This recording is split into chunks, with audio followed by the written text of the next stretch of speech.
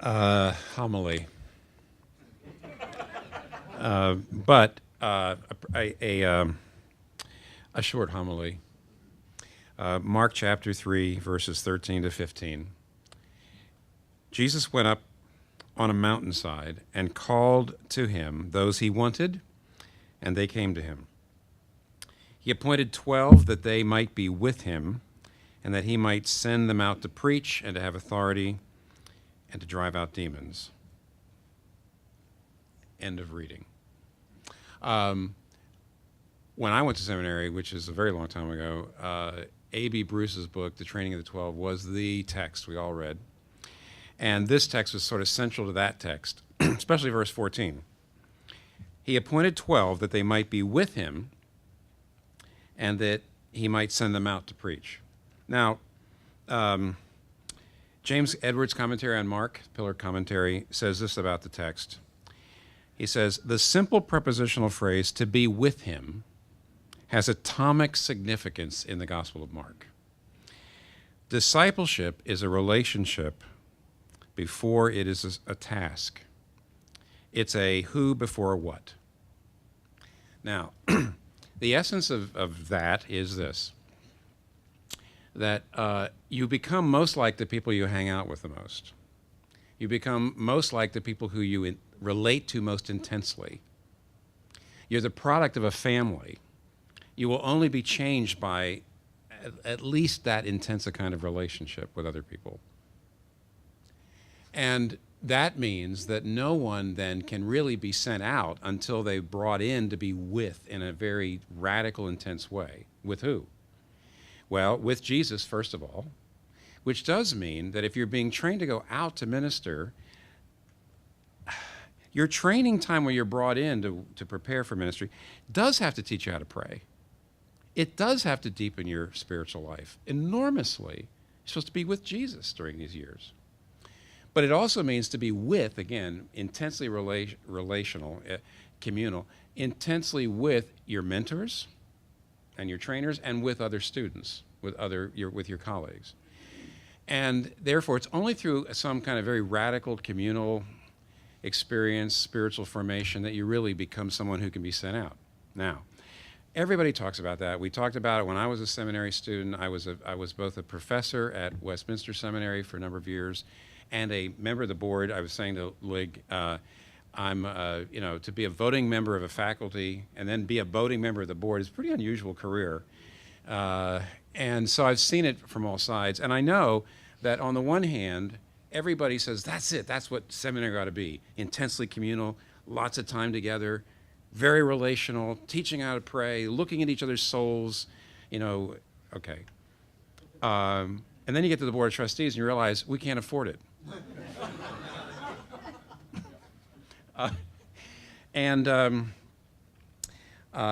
I mentioned to some of you, read over the summer a book by Paul House of Beeson Divinity School. He's an Old Testament professor, and he wrote a book, an unusual book for an Old Testament professor, called Bonhoeffer's Seminary Vision. Bonhoeffer Seminary Vision. And it's a look at the fact that in the 1930s, very famously, Bonhoeffer was part of the Confessing Church, which is a group of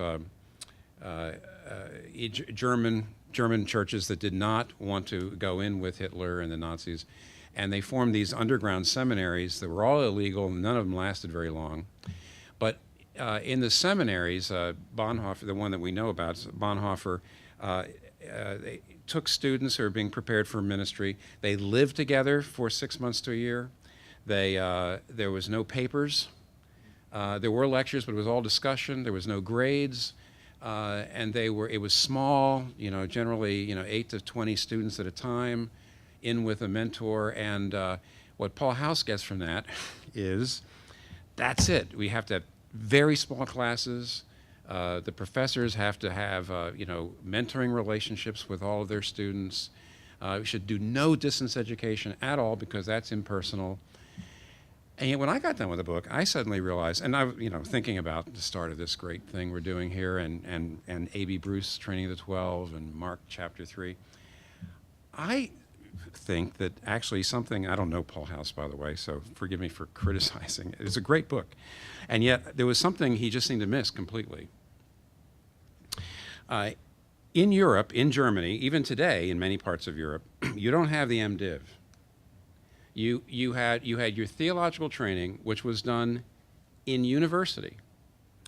And then you had your ministry training, which was done as a kind of an apprenticeship thing. And I can just tell you what it was even then, but it's still the same. You went to the university for your theological training. It was an accredited university degree.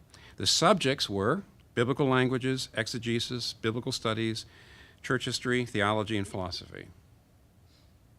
The instruments for the training were reading, lecture, and classroom work.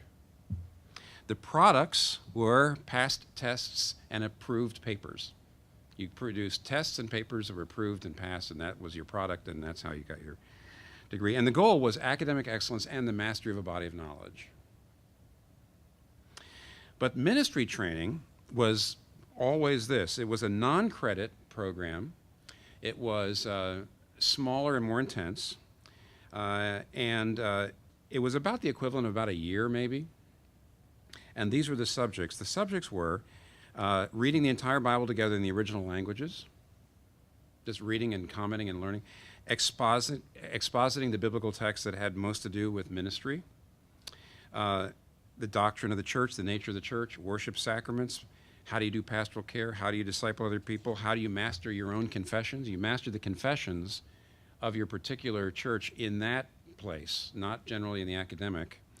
So you had theological training and ministry training. The ministry training also did a lot of talk about ministry and faith in a non-Christian culture. There was time for preaching, teaching, exposition, and that sort of thing. The instruments was discussion, prayer, and worship together, meals together, and periods of silence and meditation. The products were actual ministry acts. You either produced a sermon and were evaluated, or you did a ministry design, or you did some ministry and you were evaluated.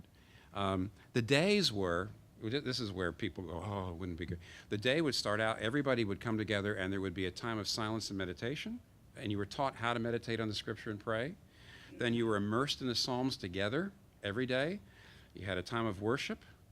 Then you had a time of silence for 30 minutes afterwards to think about what God is talking to you about. Then you had your classes all day. You had meals together. You had evening worship.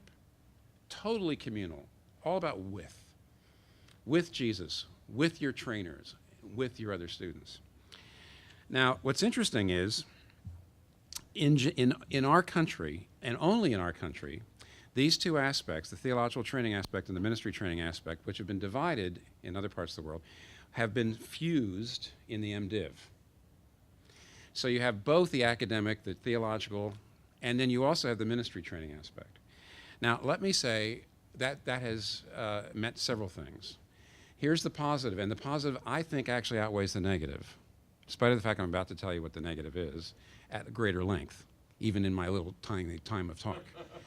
But here's the positive. I think actually, and certainly when you look at the rest of the world, you look at Germany, you look at Scotland, you look at Britain, the places I know a little bit about, is the American seminary and the MDiv has sort of rescued academic excellence in the area of theology and Bible and so on from heterodoxy. It's kept it orthodox.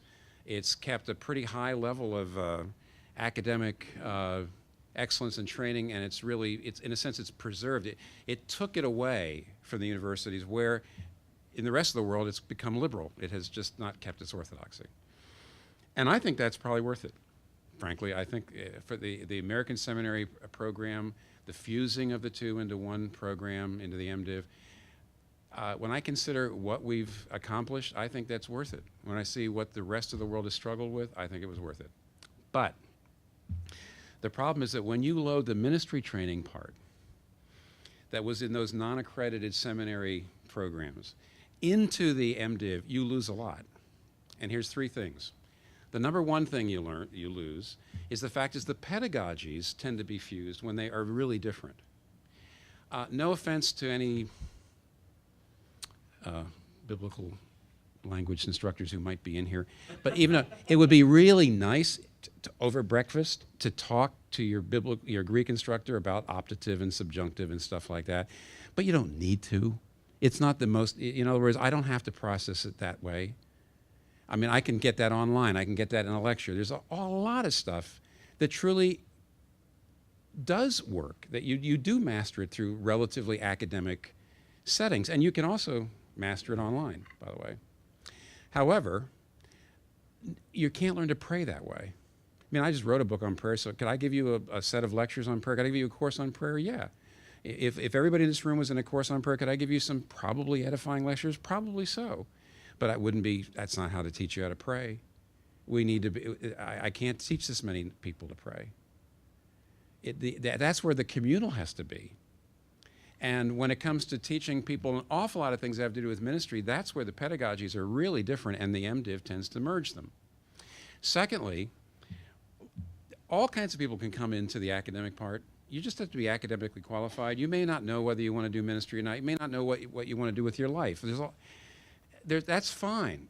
But frankly, for the ministry part, you need to know where you're going. You need to be really willing to suffer for your faith. You need to be willing to suffer for ministry. You need to be willing to suffer for the people you're trying to reach. In other words, who gets into the ministry training and who gets into the academic are two different groups of people. But what happens, of course, when you fuse them, is all the same people. Thirdly, and lastly, and I happen to know one little thing about this because I'm so old, is that in the end, you really can't cover enough practical stuff in the MDiv. I know RTS had a kind of ill-fated effort at that in the 80s, where they tried to say, we're going to cover the practical stuff and we're going to do all this, but what it did was it squeezed out the academic, and eventually it went back, right? Something like that. And we're even worse here. There's at least 6 things. If you're going to minister in a city, you need to learn cross-cultural communication. You need to learn about non-Western Christianity. You need to learn urban anthropology, urban sociology, and social systems. You need to understand how to exegete a neighborhood. And those are all subjects that are every bit as important as the other traditional things in a practical theology curriculum. So if you try to load everything in, you shortchange the amount of stuff you can actually do for ministry training, the number of subjects. You fuse the pedagogies when they need to be different. You really need to actually, in a sense, recruit and screen people and admit people twice, not once. And get this, I don't think having an MA and then having a city ministry year, which we are planning, which is a place where you get mentored, it's not for credit, it's not for grades, I don't believe that the 2-phase program we're putting together here is second best. I don't think it's the only thing we can do because of accreditation or something like that. No. There's 4 ways, and I'm done here, there's 4 ways in which what we're going to do here could be really unique in the country. One is, we do know this, it will be the only reformed evangelical education with a classical theological curriculum offered in New York City. That's one of the reasons why we got permission to be here. Secondly, however, we will be a unique hybrid of online and community. We're neither going to be strictly online, but it's not a residential program. It's going to be a hybrid. We think we can merge this so we get the best of both worlds. Thirdly, we are training people in the city for the city. I don't know of any full American evangelical program that says we're here to train you for the city. But fourthly, we're doing this. We're recognizing the different need for admission, pedagogy, subject matter. We're recognizing the distinction between theological training and ministry training, but we're going to be doing it in tandem with an eye to each other. And I really do think we not only will be producing ministers and people in full-time ministry for the cities of the world, but we might actually help theological education in the country. We'll see. So for those of you who are students, you're here to be with each other, you're here to be with your instructors, you're here to be with Jesus. Thank you for being willing to be the first through the door. When we actually cannot say, this is what we are, we're still saying this is what we want to be.